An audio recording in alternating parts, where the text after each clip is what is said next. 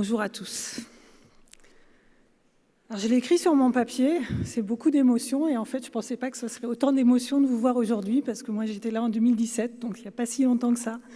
Et voilà, et c'est toujours autant d'émotions de vous voir, tout simplement. Après avoir accepté comme une évidence d'intervenir aujourd'hui, je me suis dit, mais qu'est-ce que je vais raconter ? Puis j'ai réalisé que finalement j'étais passée par là, moi aussi, MG62, que j'allais vous raconter un petit peu cette histoire MG, mon histoire. Et j'espère que ça vous inspirera un petit peu, comme on l'a dit. Dans ma promo, on était tous en pleine crise de la quarantaine, de la cinquantaine pour d'autres, certains un peu plus en crise que d'autres, moi pas mal, j'avoue. Notre point commun, c'est qu'on avait finalement tous cette ambition de donner une nouvelle dynamique à notre carrière, comme on dit, et en fait, on était tous en pleine réflexion. Et la première bonne surprise pour moi, ça a été de me dire, mais en fait, je ne suis pas seule. Je ne suis pas seule à me poser beaucoup de questions, à avoir envie de nouveaux horizons, de sortir de mon univers. Un rebond, un sursaut, l'envie de changer des choses, de changer les choses, de trouver du soutien aussi, de reprendre confiance et surtout de rencontrer des nouvelles têtes et de nouvelles énergies. Donc je suis arrivée dans le programme Management Général. En fait, moi, je m'étais lancée dans un MBA. C'était un rêve de longue date que j'avais encore pas réalisé. J'avais probablement trop bossé et pas vu le temps passer. Et puis finalement, je me suis aperçue que mes petits camarades du MBA, en fait, ce qu'ils recherchaient, c'est ce que je venais de quitter. Donc j'étais pas à l'aise. Et puis en parallèle, il s'avère que je venais de commencer à créer une start-up. Et je dois l'avouer, j'étais un petit peu déstabilisée par aussi une transition difficile puisque je sortais d'un grand groupe et je m'étais lancée dans l'entrepreneuriat. Je vais revenir d'ailleurs sur ce sujet-là. En tout cas, tout ça, c'était pas très compatible, donc je me suis réorientée vers ce programme, grâce au conseil d'ailleurs de l'ESSEC et des professeurs et des directeurs de programme, vers le programme de management général, MG62. Et en fait, j'ai trouvé ce que j'étais venue chercher. Une formation académique, certes, complémentaire, pour approfondir, pour me conformer dans certaines de mes connaissances, mais surtout, je l'ai dit tout à l'heure, l'occasion de s'ouvrir à d'autres horizons, de rencontrer des personnes bien différentes que celles que je côtoyais au quotidien. D'ailleurs, un certain nombre sont aujourd'hui de très très bons amis, vous allez voir ça. On reste soudés très très longtemps et pour la vie. Des gens qui travaillaient autrement, des gens qui venaient d'autres secteurs, parce que finalement, quand on a travaillé 20 ans dans le même domaine, dans le même environnement, avec le même type de personnes, on finit par s'endormir un petit peu. Voilà. Donc avec mes petits camarades de MG62, on a usé les bancs de l'amphi un petit peu quand même, mais on a aussi marché dans la boue, comme vous, sans doute. On a visité des égouts, mangé dans des égouts d'ailleurs. Et on a surtout compris que partout, il y a du génie humain, et il y a de grandes sensibilités. Et tous ces propos que je viens de dire, je les reprends de mes petits camarades, parce que quand j'ai su que je venais là aujourd'hui, je les ai un petit peu interrogés. Ils ont tous dit la même chose finalement. Voilà, donc j'ai essayé, et j'espère que je l'ai bien fait, de retranscrire ce qu'ils m'ont remonté. Voilà, donc une vraie chance, cette expérience MG et une vraie respiration. D'ailleurs, je recommencerai bien, moi. De temps en temps, c'est pas mal. Tous les 5 ans, ça doit être pas mal. Voilà, donc au démarrage du programme, en fait, comme je l'ai dit tout à l'heure, je venais de me lancer dans la création d'une start-up, une fintech spécialisée dans la vente en ligne d'assurance. Je venais du secteur de l'assurance, notamment des chiens-chats. Ça, c'est pour mettre un peu de diversité dans le sujet de l'assurance qui est pas très sexy. Voilà. Et auparavant, en fait, j'ai fait du conseil pendant 8 ans à peu près. Ensuite, j'ai passé 15 ans dans un grand groupe d'assurance, dont 8 années au COMEX, et 8 pendant lesquelles j'ai été la seule femme et la plus jeune. Je me suis éclatée pendant ces années, j'ai vraiment beaucoup travaillé, mais j'ai adoré ce que j'ai fait. J'ai fait quasiment que de la création de postes, j'ai fait un petit peu de restructuration aussi, de réorganisation de services clients notamment. J'avais toujours les mains dans le cambouis, comme on dit, j'adorais construire, j'étais vraiment intrapreneur. Voilà. J'appréciais les moments passés au COMEX parce que c'était très intéressant d'avoir une vision globale de l'entreprise. Mais en fait, les plus beaux moments, c'était quand même ceux que je passais avec mes équipes sur le terrain.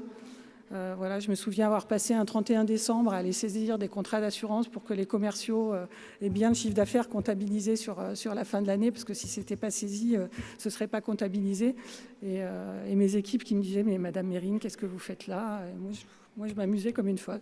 Voilà, et ça, c'est une super aventure. Et c'est grâce à ça, en fait, que j'ai osé finalement passer le pas et créer ma propre entreprise. Parce que, voilà, j'aimais bien rentrer au fond des choses et dans l'opérationnel. Voilà, en tout cas, je me suis régalée professionnellement pendant toutes ces années. Mais en 2015, en fait, je me suis heurtée à un plafond de verre. Alors, ce n'est pas le plafond de verre dont on parle qui rend impossible pour les femmes d'atteindre le sommet de la hiérarchie, parce que finalement, j'y étais quasiment et on venait juste de m'annoncer que je pouvais prétendre à plus encore. Donc, ce n'était pas ça, non. J'ai plutôt réalisé que pour atteindre les sommets, qu'on soit un homme ou qu'on soit une femme, il faut être très politique. Moi, je ne suis pas très politique. Il faut aimer le pouvoir jusqu'à en oublier parfois ses valeurs. Et il faut accepter de prendre des décisions qui sont contraires à ses convictions. Et moi, je n'étais pas prête à cela. Voilà. Je reparle, c'est beaucoup d'émotions encore, parce que voilà, c'est vraiment du vécu. Et ça m'a beaucoup ébranlée, jusqu'à ce que je comprenne que finalement, ce n'était pas ou ce n'était plus ce dont j'avais vraiment envie. J'avais apprécié tout ce que j'avais fait jusqu'à présent, y compris mes 10 années de COMEX, mais il me fallait poser les bonnes questions. Qu'est-ce que je voulais faire à présent? Finalement, qui voulais-je être? Et je venais d'avoir 25 ans et je m'étais un petit peu perdue au passage. Je vois le temps qui tourne. À la maison, ça allait beaucoup plus vite. MG m'a beaucoup aidée, vraiment, m'a confortée dans ma réflexion. Je me suis dit, en fait, ce que j'aime, c'est construire. Alors, je vais construire. Je vais passer de l'intrapreneuriat à l'entrepreneuriat. Ce que j'aime, c'est travailler en équipe. Alors, je vais trouver un associé, parce que je ne m'imaginais pas travailler toute seule. Et puis, je vais me lancer dans une activité, un business qui nécessite de construire une équipe. Ce que je sais faire, c'est l'assurance. Je suis tombée dedans quand j'étais petite.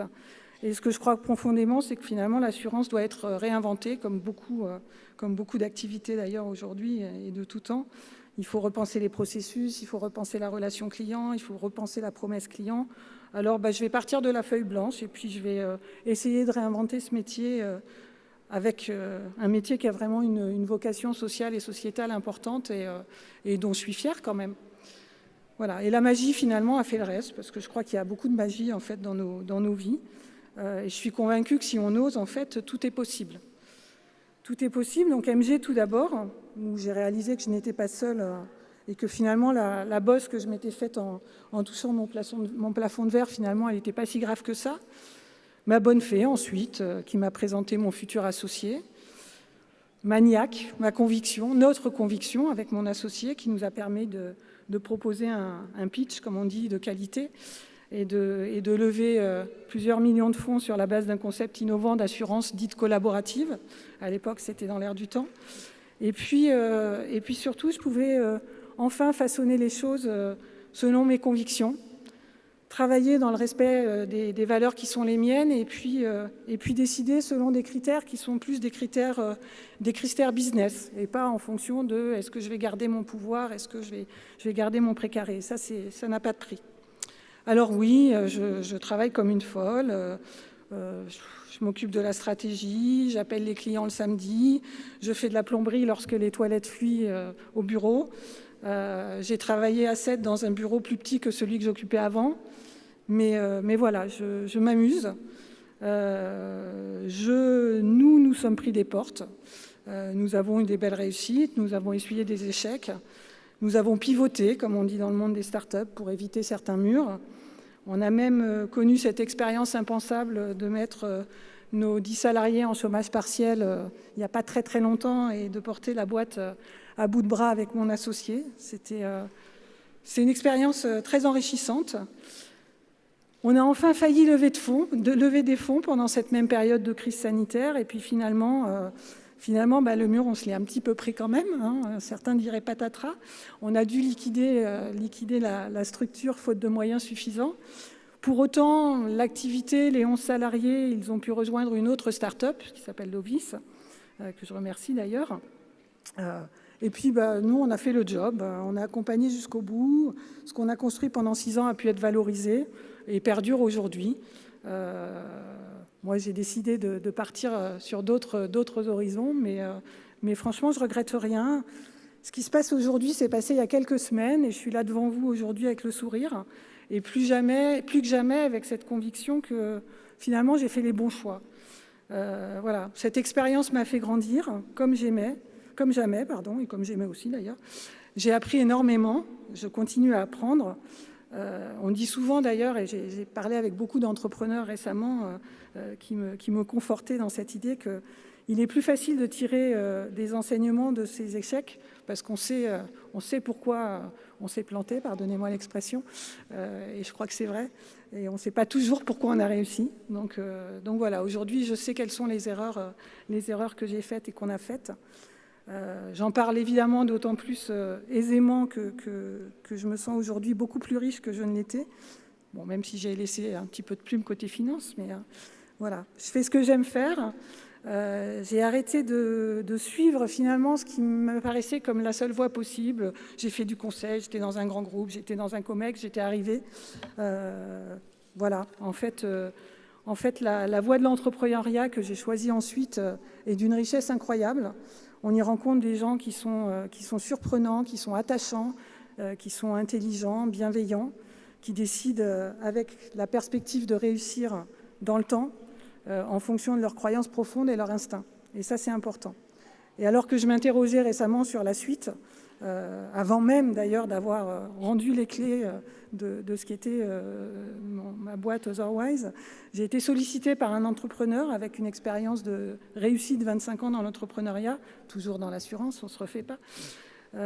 Et en fait, il m'a fait confiance, et malgré ce que certains auraient pu considérer comme un échec, notamment en France, je suis repartie sur un projet entrepreneurial il y a quelques semaines, et la magie continue d'opérer. Voilà, donc j'avais envie de vous raconter un petit peu cette histoire. J'avais envie de finir, j'ai 2 minutes 30, ça va, j'arrive à la fin. J'avais envie de finir cette intervention par une citation de Mark Twain que j'aime bien. Ils ne savaient pas que c'était impossible, alors ils l'ont fait, vous la connaissez probablement. Mais voilà, tout ça pour vous conseiller d'oser changer d'avis. J'ai pris la plupart de mes grands virages professionnels après avoir dit « jamais j'irai travailler là, jamais je ne ferai ci, jamais je ne ferai ça ». Et puis finalement, j'y suis allée. Et ce fut à chaque fois une expérience incroyable. Oser remettre en cause des choix passés, parce qu'on n'a pas la même vision, les mêmes envies à 20 ans qu'à 40 et probablement qu'à 60. J'y suis pas encore, mais j'imagine. Oser la réflexion, oser passer le pas vers ce qui vous attire et ne pas vous auto-censurer. Oser vivre tout simplement, parce que la vie est faite de choix. Je crois que j'ai entendu ça un petit peu tout à l'heure. La vie est faite de portes à ouvrir. Il faut oser toutes les ouvrir, même celles qui vous font peur ou celles auxquelles vous avez renoncé par le passé. Parce que derrière, il y a de belles choses et vous en sortirez plus riche. Et puis, il y a un truc que j'ai retenu au management général, c'était quelque chose qui revenait souvent. Philippe Pierre, c'est « soyez heureux ».